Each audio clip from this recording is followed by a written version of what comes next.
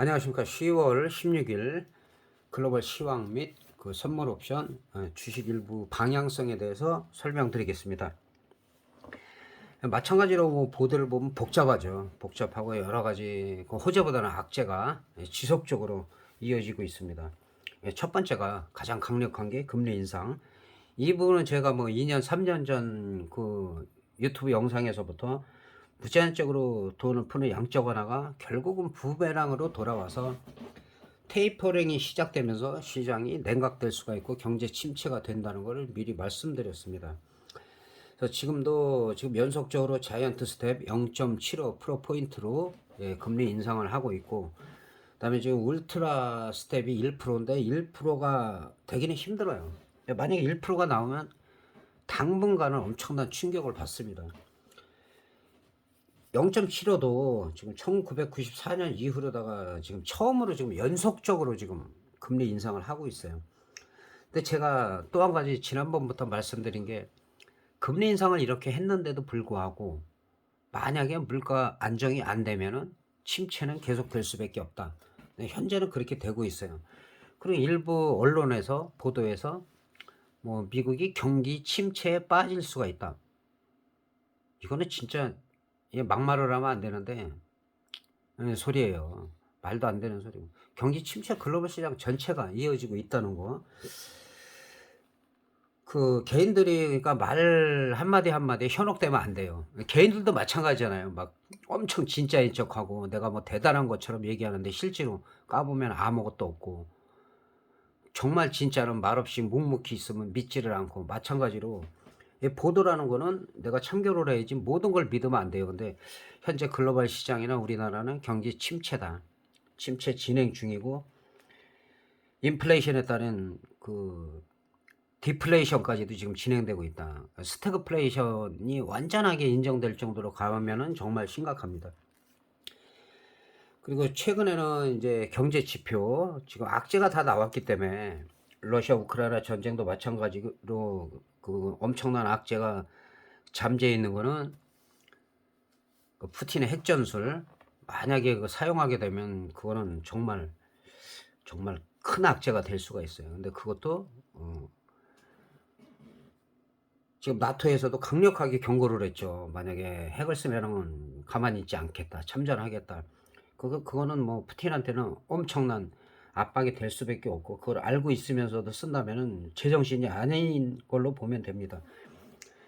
최근에는 이제 가장 중요한 거는 경제 지표인데, CPI 그 소비자 물가 지수는 상승을 했어요. 그럼 옛날 같으면 이거 하나로 급등을 하거든요. 일시적인 급등은 나왔지만 딱 CPI 때문에 나온 건 아니에요. 그다음에 이제 고용 지표나 실업자가 증가하냐 축소하냐 이런 지표들, 그런 부분들에서 그것도 엄청나게 지속이 될 수 있는 건 아니고 단기적으로 급등락은 할 수가 있어요. 그래서 어쨌든 간에 지금 글로벌 시장은 물가 인상에 따른 장기 경기 침체로 인해서 기업들에 대한 실적도 앞으로 영향을 많이 미칠 수밖에 없다. 그렇게 볼 수밖에 없고, 물론 소비 판매 같은 경우는 큰 영향이 없어요. 그래서 이러한 하나하나의 경제 지표가 지금은 시장을 하루 이틀 움직인다. 그러나 이게 무슨 어떤 랠리가 나올 상황은 아니라는 거. 그래서 지금 다우지수 같은 경우는 보면 목요일 날은 좀 강하게 올라갔어요. 강하게 올라갔는데 또 바로 반락이 됐어요. 이거는 이제 이렇게 금리 인상을 함에도 물가 인상이 계속 될 수밖에 없다. 이런 보도가 나오면서 또 올라간 거에 한 3분의 1 이상을 되돌림했는데, 중요한 건 이 자리죠. 여기가 과연 쌍바닥이 돼서 이 동그라미 친 부분, 지지난주에 얘기한 이 부분을 돌파했을 때, 돌파해서 좀 여기서 횡보를 하는 거는 상관이 없어요. 그럼 다시 한번 올라갈 수가 있기 때문에. 그래서 그런 부분 때문에 지금 금요일 날 좀 하락을 했습니다. 그리고 우리 시장 같은 경우는 비슷하긴 하지만 그 지난번에 제가 올라가서 다시 하락을 해갖고 이 바닥을 다지느냐가 중요하다라고 얘기를 했습니다.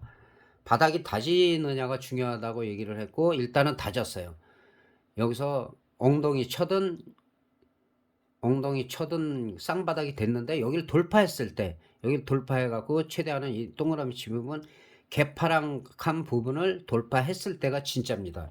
그래서 그 전까지는 등락 횡보를 거듭할 수밖에 없다. 그러나 2134의 저점을 깼을 때는 이 얘기가 달라요. 이거는 어떤 또 엄청난 악재가 생기는 거, 그 외에는 아마 횡보 등락을 할 가능성이 크다는 거, 예, 그렇게 말씀드릴 수가 있겠습니다. 예, 선물도 마찬가지예요. 선물도 8포인트가 올라갔는데 이번에 옵션 만기 때 제가 영상을 올리고 계속 댓글을 단다고 했어요. 보신 분도 있고 안 보신 분들도 있는데, 제가 콜옵션이 터질 수 있는 조건은 마련이 됐다. 그러나 수급이 변해야 되는데, 수급이 뭐 1시간 2시간 안에 4천억이 넘어가고 그 다음에 오후에도 8천억 1조 2천까지 가면 이거는 안 터질다. 터질 수가 없다. 그런데 개인들이 또 풋옵션을 집중적으로 매도를 하면서 제한을 했어요. 그리고 끝까지 1조 5천억을 매도했습니다. 이거는 되게 금액이 큰 거예요. 그럼 풋옵션에서 그 전에 3,800%가 13일 거래일 동안 안 터졌다라면 대박이 났어야 되는데 터지도 않았어요. 콜옵션, 풋옵션 전부 저점에서 3,400% 소박, 중박에 걸쳐서 평양이 끝났어요. 금요일 날그 수급을 살펴보면 만기 때는 전부 다 매수를 했죠. 개인이 5천억 넘게 사고 기관 투신 같은 경우가 1조 5천억을 매수했음에도 외국인이 1조 5천억을 집중 매도를 함으로써 시장을 끌어내렸어요. 그런데 중요한 건 기관이나 투신은 그때 1조 5천억 샀지만 손실을 안 봤어요.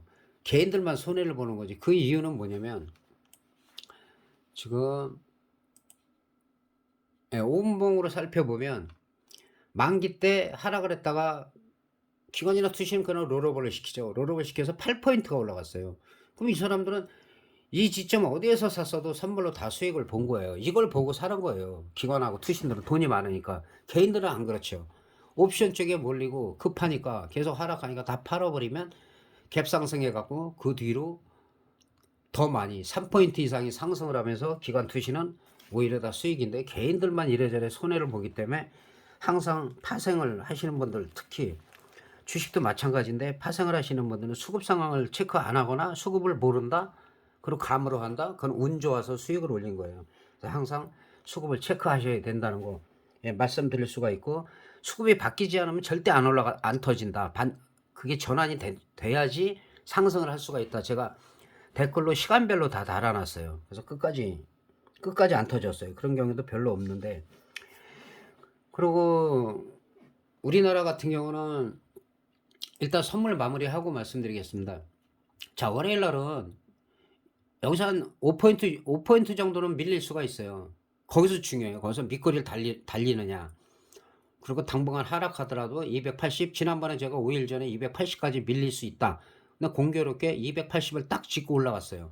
딱 찍고 올라가서 다시 한번 눌렸다가 올라가서 여기를 돌파할 때가 진짜다. 그걸 시도하고 있는데 또 물가 인상 때문에 미국에서 악재가 나왔죠. 악재가 나왔기 때문에 이거는 약간 밀리는데, 밀렸다가 밑꼬리를 얼마큼 다느냐. 그리고 일단은 1차 작게 보면은 1차, 2차, 그 다음에 요 동그라미 친 부분, 여기를 돌파해야지만 이게 진짜 베어 마켓 랠리라도 나올 수가 있는 겁니다. 그래서 그런 부분을 참고하시기 바라겠습니다. 그리고 우리나라 같은 경우는 아파트 값도 사실은 그래요. 전 정치적으로는 별로 관심이 없는데 지난 정부 때 어쨌든 간에 아파트 값이 너무 급등을 했어요. 말도 안 되게. 근데 결국 그게 부메랑으로 다시 돌아와 가지고, 자, 제가 사는 가까운 곳에 검단 신도시가 있는데 보통 뭐 30평대가 분양가가 3억 8천이면은 8억이 훨씬 넘었어요. 8억 뭐 10억 이렇게 되는데 지금 4억대로 다 빠졌어요. 그러니까 뭐든지 한꺼번에 너무 많이 오르면 뭐 재산세 많이 내고 그거 팔아야 어디 가서 살 데도 없잖아요. 그래서 상당히 그 경기 침체가 계속되고 금리 인상이 계속되면서 심각한 그 피를 주고 산, 강남 같은 경우는 뭐 5억 7억을 갖다가 피를 주고 산, 예, 그런 분들은 상당히 타격을 받을 수밖에 없다. 예, 그런 부분 신경을 쓰시면 될 것 같습니다. 자, 마지막으로 그 마지막 순서죠. 순서로 주식 몇 종목만 살펴보고 끝내도록 하겠습니다. 자, 카카오 문의하시는 분들이 개인적으로 많아요. 댓글 달면 제가 더 자세히 설명드리는데, 주봉으로 보면 제가 그 이거는 진짜로 2020년, 21년에 정말 발굴을 잘해갖고 계속 카카오를 말씀드려갖고 100% 이상이 뛰었었죠. 그 당시에. 그리고 제가 11만 5천 원을 이탈하면 안 된다. 11만 5천 원을 이탈하면 이거는 매매하면 안 된다라고 말씀드렸어요. 그리고 그 뒤로 거의 반토막 이상이 났다는 거. 그러나 지금 상황에서는 이렇게 반등이 나오지만 이거는 확인할 수가 없다. 좀 더 반등하다 다시 밀렸다가 저점이 무조건 안 깰 때 저점 깨지면 안 돼요. 예, 그거를 확실하게 아시고, 그러나 좋은 종목보다도 이렇게 제가 옛날에는 100 몇십 프로 이상 올라갔던 그런 종목, 최근에 삼천리처럼 어려운 상황에서, 자, 삼성 SDI 같은 경우는 어떻게 보면은 일봉상의 삼산에 해당될 수가 있어요. 삼산에 해당되면 이게 크게 빠져요. 그리고 지금 채널이 약간 하방으로 만들어지고 있는데, 이거는 수렴이 제대로 끝나면 오히려 크게 상승할 수가 있다. 그럼 밀리더라도 56만 원이 지켜지느냐, 58만 원, 56만 원, 2만 원 단위로 지켜주면은 다시 갈 수가 있어요. 그리고 지금 분위기는 그렇게 나쁘지가 않다. 왜냐, 요즘 주식시장이 좋지 않은 가운데서 지금 선방을 하고 있다. 조금 더 밀릴 때를 기다리고, 요즘은 우량주라도 옛날에 3번, 5번에 분할 매수할 거 지금은 20번, 30번에 중장기로 분할 매수를 하면 괜찮습니다. 그러다가 손익분기점 이상으로 파란색에서 계좌가 빨간색으로 바뀔 때 그 시점이 오히려 비중을 실을 시기다. 예, 그렇게 보시면 될 것 같습니다. 삼성전자 같은 경우는 그 나쁘지 않아요. 나쁘지 않고, 뭐 반도체를 대만 업체한테 1위를 빡 뺏겼다 이런 얘기가 있는데, 일시적으로 그럴 수가 있어요. 근데 중장기적으로는 삼성전자의 저력이 있기 때문에 또 올라갈 때는 또 강하게 올라갈 수가 있다. 그리고 최근에 오일을 봐도 밀리기는 해도 계속 양봉이 출현된다는 것은 상승 시도를 노리고 있다. 그리고 현재 분위기는 나쁘지가 않다. 이렇게 볼 수가 있겠습니다. 그 다음에 삼성 SDI는 설명드렸고, 지금 세 종목, 그 다음에 하나만 더, 롯데 쇼핑 같은 경우는 이제 이런 종목들도 가끔 있는데, 크게 상승할 때는 이 횡보가 길 때요. 횡보가 길면서 지금 저점을 조금씩 높이고 있다. 그러나 이 저점이 깨졌을 때는 쳐다도 보지 마라. 그러나 지금은 계속 저점을 높이고 있기 때문에 어느 시점에서 사실은 한 9만 5천 원 이상을 돌파할 때가 이것도 진짜예요. 그래서 지금 흐름은 요새 분위기상은 그렇게 나쁘지 않다. 이렇게 설명드릴 수가 있겠습니다. 그래서 나름대로 일단은 이번 옵션 만기 때도 영상을 보시고 만 분도 있고, 댓글을 계속 보신 분들은 저한테 개인적으로 연락도 오고 하는데 도움이 되죠. 무조건 되고 터진다 이거 갈 게 아니라, 수급이 안 바뀌는데 절대 터질 수가 없다. 1조 5천억을 계속 때리고 있는데 외인이, 주포가 외인이라는 거죠. 근데 평상시에는 얘들이 져줄 때가 있어요. 근데 중요할 때는 절대 외인 맘대로 갑니다. 그래서 수급을 꼭 체크하시고, 다음에도 변동성 클 때는 댓글로 제가 계속 달아주기 때문에 댓글을 확인하시면 될 것 같습니다. 근데 파생하시는 분들이 늘고 있어요. 늘고 있는데 되게 점잖죠. 파생하시는 분들은 뭐 스케일도 크기 때문에. 근데 너무 댓글을 안 다셔요. 댓글도 안 달고 호응도 별로 없고, 조회수는 뭐 꾸준한데, 일단은 제가 구독자가 1000명이 넘고 그런 시점에서 라이브로 할 계획을 잡고 있기 때문에 어느 정도는 좀 뭐 좋아요도 좀 누르시고, 구독도 좀 많이 누르시고, 홍보도 해주시고 댓글도 많이 달아주셨으면 좋겠습니다. 그리고 지금 11월, 12월에는 콜옵션 쪽에서는 한번 기대할 수가 있어요. 워낙 최근에 안 터지고 있기 때문에. 그리고 악재라는 거는 거의 다 나왔어요. 추가적인 악재라는 거는 뭐 금리상 1%포인트 올려도 그거는 오래 못 가요. 어차피 우리가 알고 있는 거기 때문에. 그러나 푸틴의 전술핵은 다릅니다. 이제 북한에서 최근에도 560발을 뭐 쏘면서 도발했는데 그 정도 갖고는 시장 영향 안 받아요. 지난번처럼 막 우리나라 육해상에다가 도발을 한다든가 이러면은 이제 영향을 받지만, 결국은 늘 정의가 이기기 때문에 일시적인 충격에 그 이상의 뭐 엄청난 뭐 악재나 이런 건 아니다라는 거 이렇게 말씀드릴 수가 있고 지금 제가 연속해서 전화가 오는 걸 끊었어요. 연속적으로 영상을 올리기 때문에 그 부분 제가 죄송하고 이만 마치도록 하겠습니다. 대단히 감사합니다.